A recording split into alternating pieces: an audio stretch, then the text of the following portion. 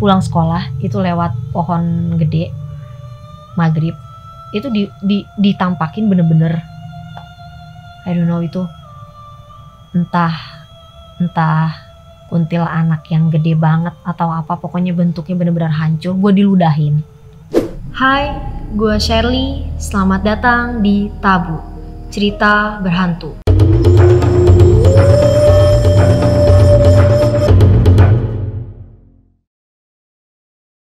Pada segmen kali ini, gue punya kesempatan untuk memperkenalkan diri gue.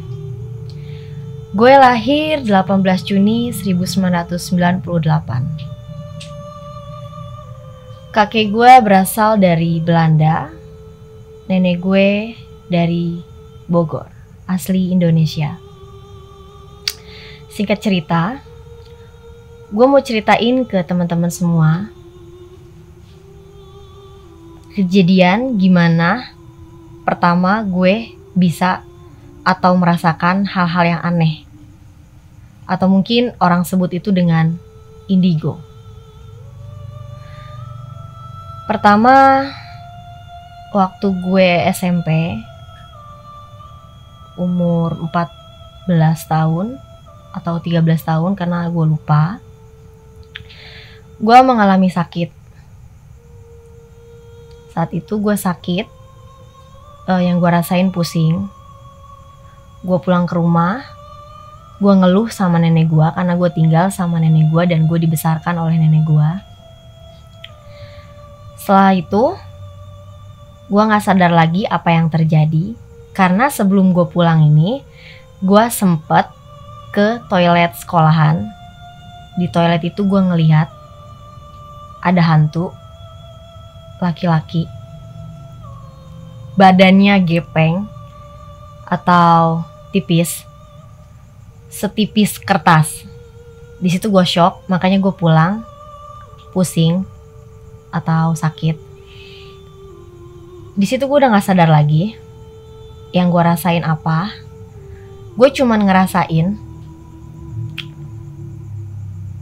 di sana gelap. Gue cuman ngeliat satu cahaya. Gue kayak di suatu tempat. Itu gue sama temen gue atau sahabat gue bertiga. Di satu tempat itu gue kebelah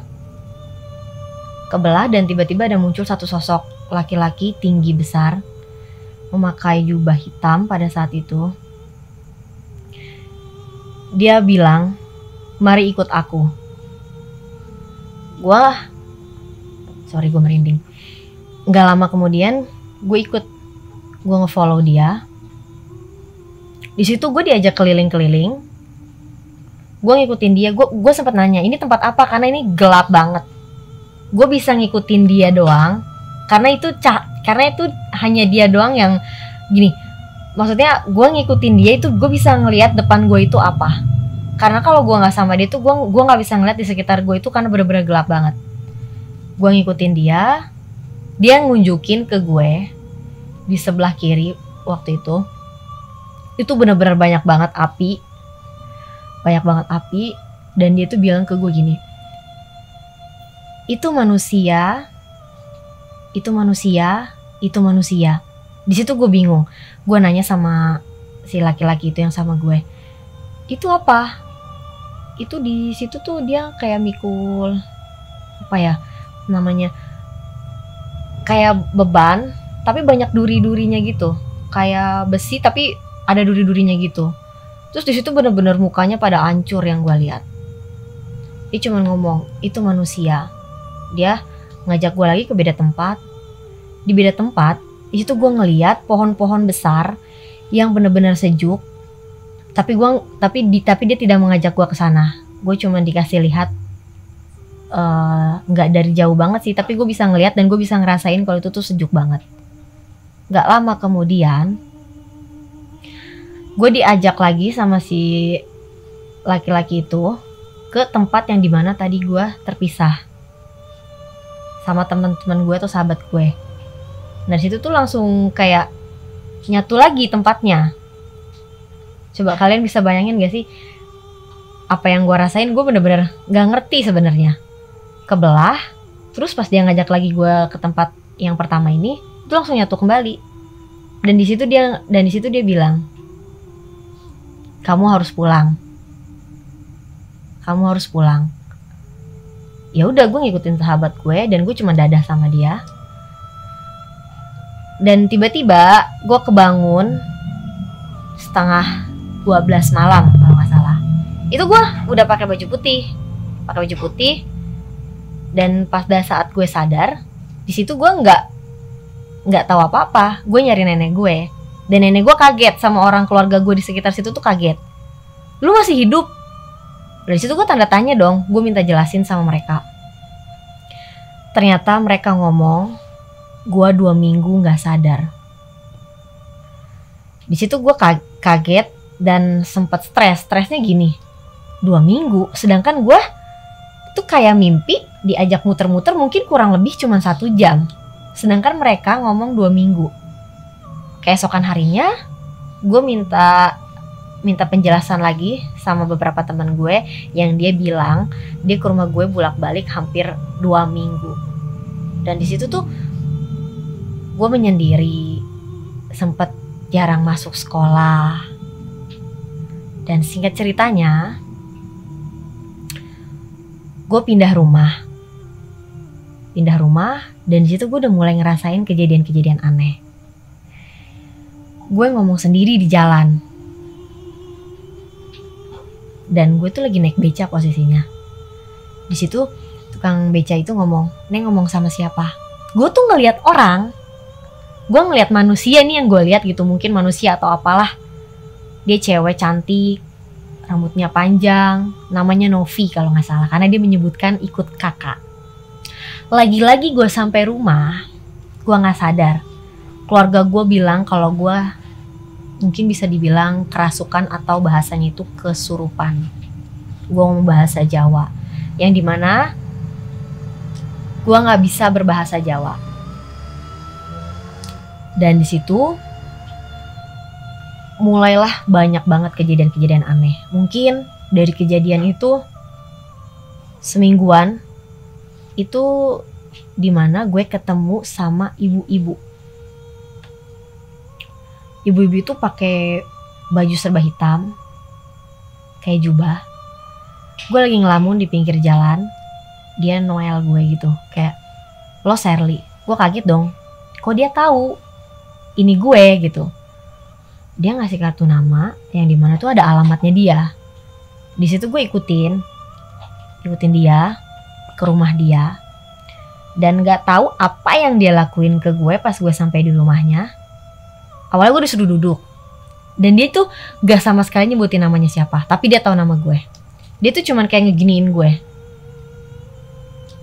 dan dia langsung ngomong, "Ser, kamu lihat di belakang dapur rumah saya." Gue ke dapur rumah dia dengan begonya gue nurutin dia, apa yang dia omongin gue nurutin. Di situ speechless banget. Pertama kali gue ngeliat pocong kembar, merinding. Itu pocong kembar bener-bener keluar dari tembok. Di situ gue kaget. Gue nggak bisa bangun karena gue jatuh, dan gue bilang ke dia, "Ini apa? Maksudnya gimana? Kok gue bisa ngeliat-liat kayak gini?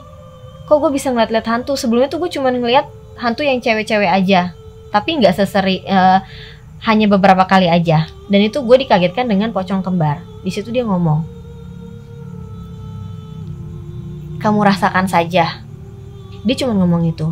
Dan gue langsung pulang lari ke nenek gue ceritain.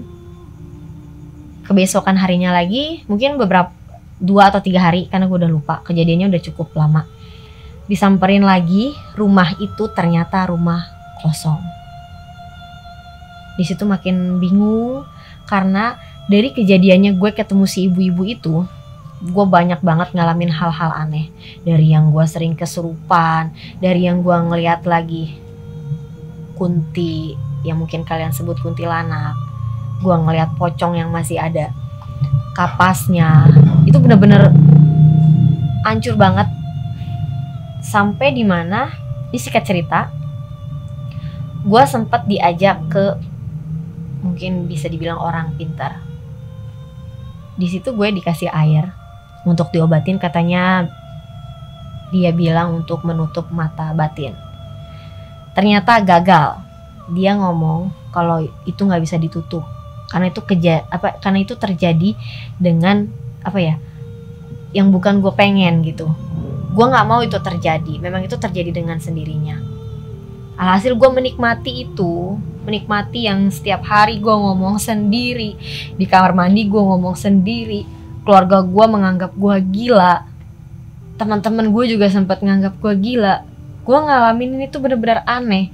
Dari gue SMK masuk pertama kali sekolah itu nggak ada yang mau duduk di bangku sama gue karena mereka ngerasanya aneh, karena mereka ngerasanya gue berbeda dari yang gue ngomong sendiri, dari yang gue tuh duduk di bangku sekolah gue nggak pernah berdua waktu SMK itu, gue selalu sendiri. Jadi gue selalu mengkosongkan bangku sebelah kanan gue dengan alasan itu ada yang nempatin. Padahal teman-teman gue lihat itu nggak ada siapa-siapa. Gue mulai yang aneh-aneh, dari yang gue nggak bisa tidur, gue ngerasain insomnia sampai saat ini. Gue bisa tidur mungkin jam 3 atau jam 4 subuh. Dan itu pun gue gak bisa tidur pulas karena gue selalu kebayang-bayang sama mereka. Gue selalu ngeliat hal-hal kejadian yang aneh. Sampai-sampai ini gue belum menyadari.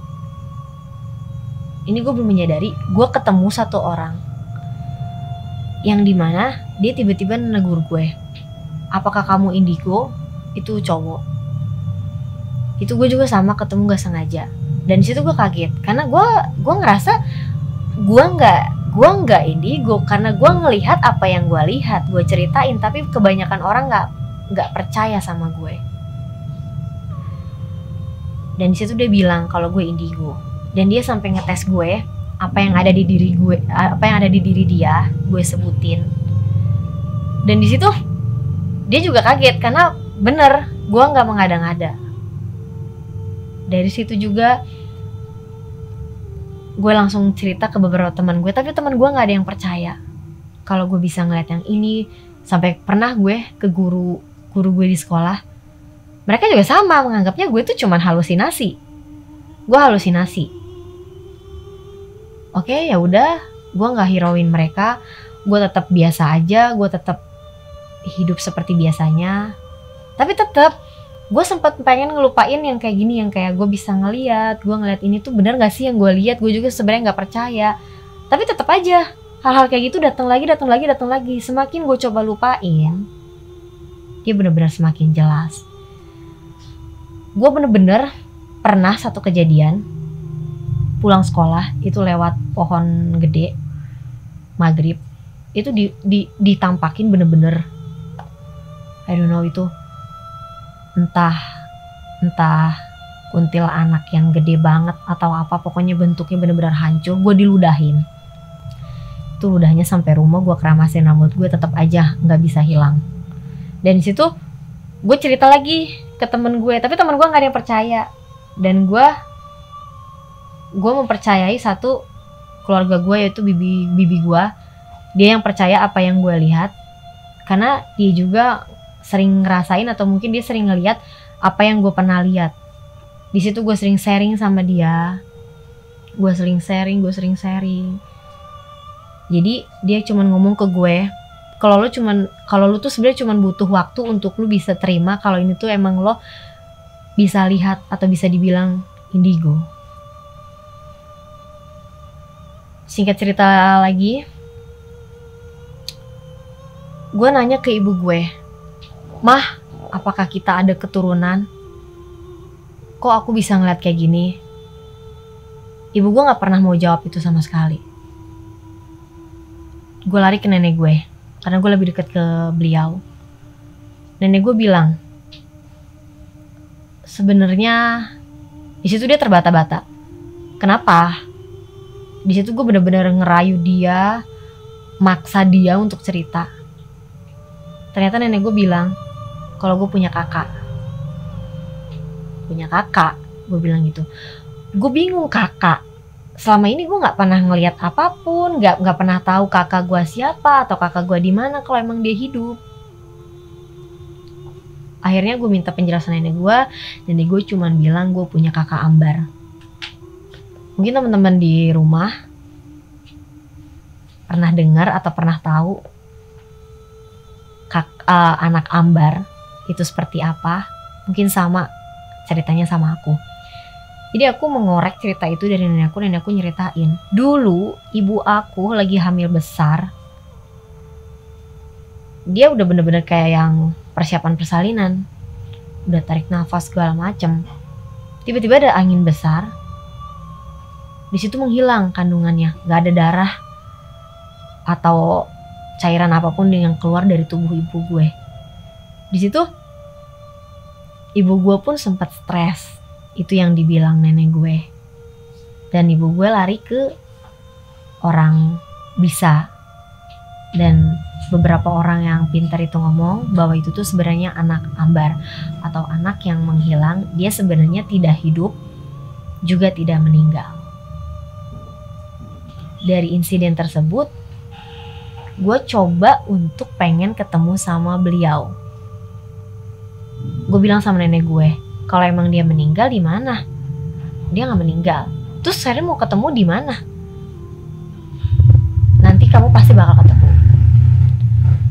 Next, di mana umur gua kalau nggak salah 17 tahun.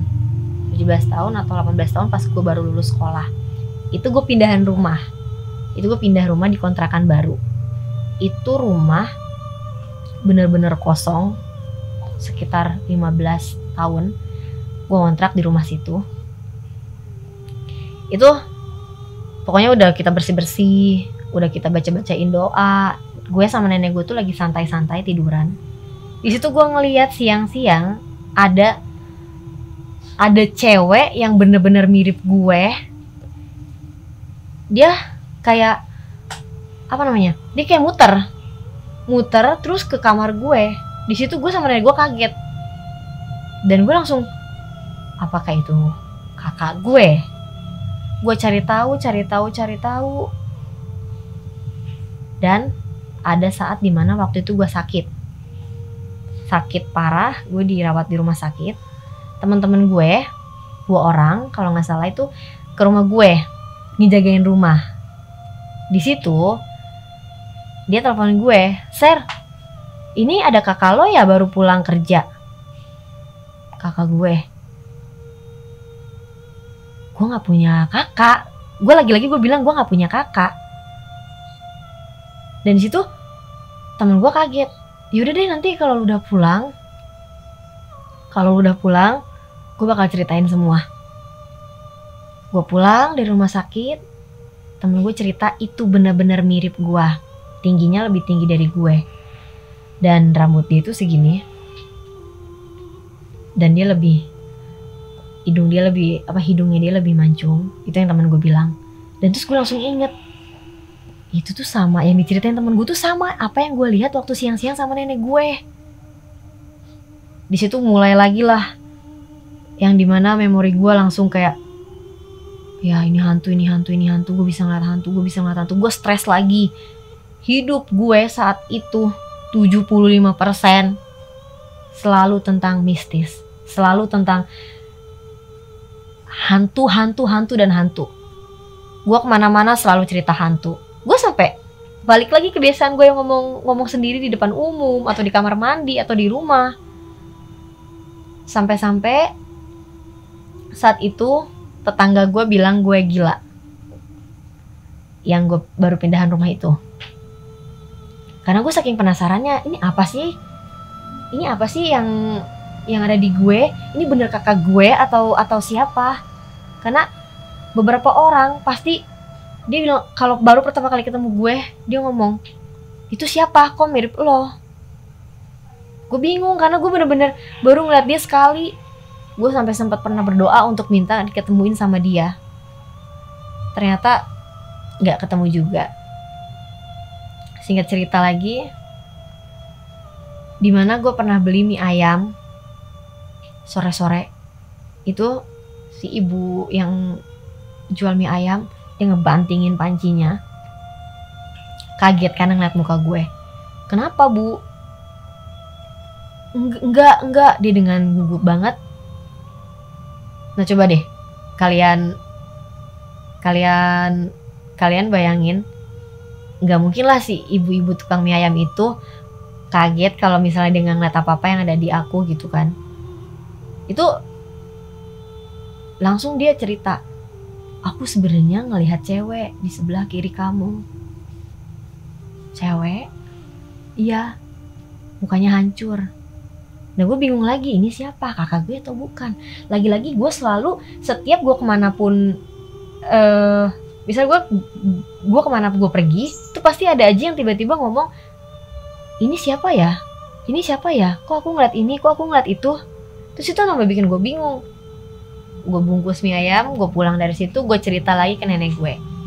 Dibawa lagi lah gue ke orang pintar itu. Di situ dia bilang, ternyata gue bawa itu dari hasil perjalanan gue. Bisa cut dulu gak sih?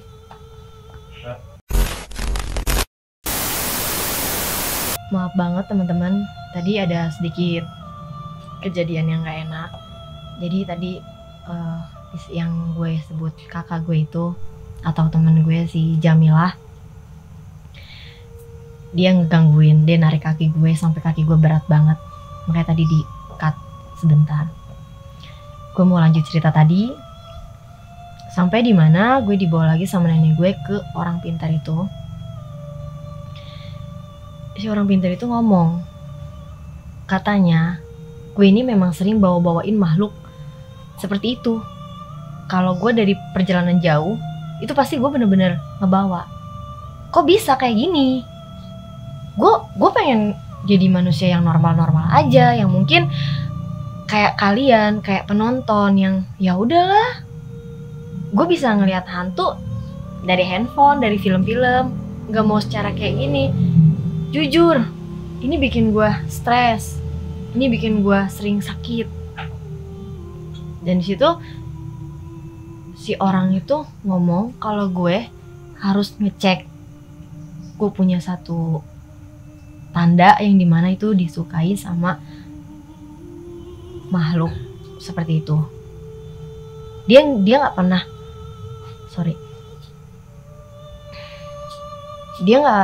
dia nggak pernah bilang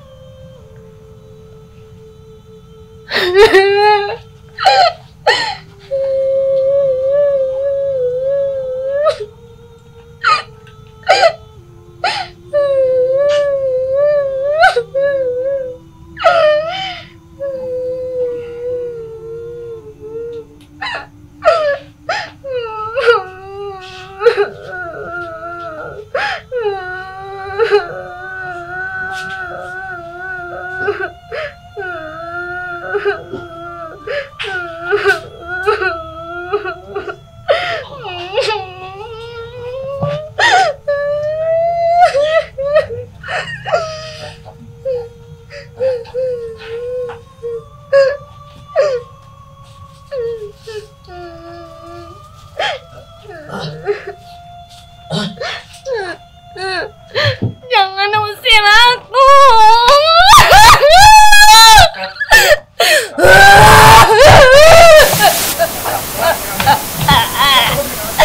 Aku sayang sama Sally. Jangan.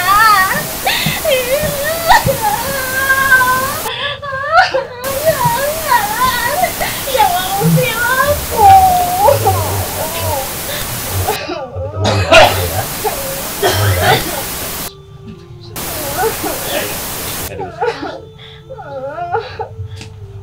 Ini mana? Apa?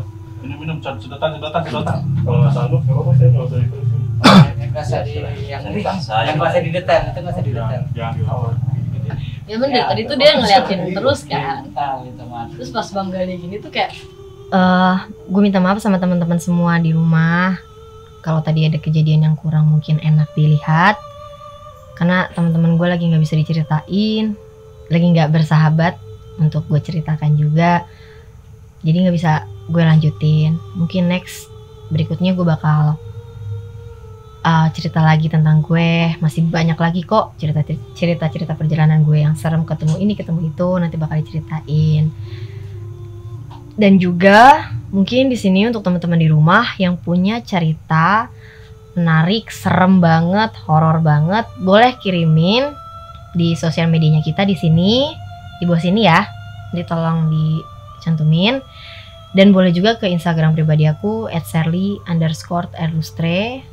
Dan nanti ceritanya yang bagus, yang bener-bener serem. Dan satu lagi ya, jangan cerita settingan, karena di sini yang akan aku bacain atau yang akan aku ceritakan itu kisah nyata kalian. Gue Serly pamit undur diri, sampai jumpa di episode berikutnya.